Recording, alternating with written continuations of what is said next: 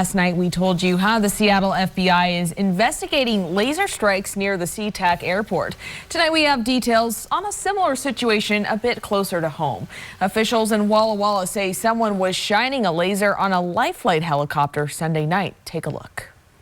As a Life Flight helicopter tried to land at Providence St. Mary Medical Center on Sunday night, the pilot noticed something out of the ordinary and contacted police. Not only that pilot, but other pilots have been experiencing somebody pointing a laser at the helicopter on approach to the helipad. Walla Walla Police Sergeant Gunnar Fulmer says the report was shared across the department's network when one officer remembered something from the day before. One of the officers happened to have been going through a neighborhood near the hospital the night before and saw a subject pointing a laser, I believe it was at a cat. So he returned to that spot, the 200th block of Egan Street, which is just blocks away from the hospital. A couple minutes later, the guy came out of his house out on the porch and was pointing the green laser up into the trees in the sky and in the direction of the hospital. Initially, the man denied that it was him, but later admitted to shining the laser, claiming he didn't know it was illegal. Fulmer says the laser was confiscated and a report was written with charges for lasering in the first degree submitted to the county prosecutor. It's something that our department and hopefully our prosecutors are going to take very seriously,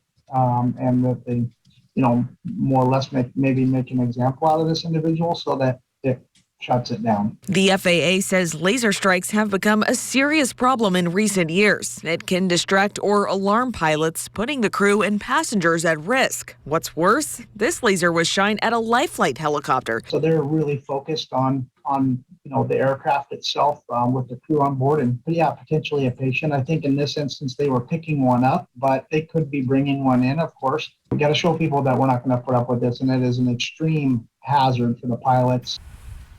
Sergeant Fulmer says they got very lucky in this case. It's usually very hard to track down a general area where someone could have been pointing a laser.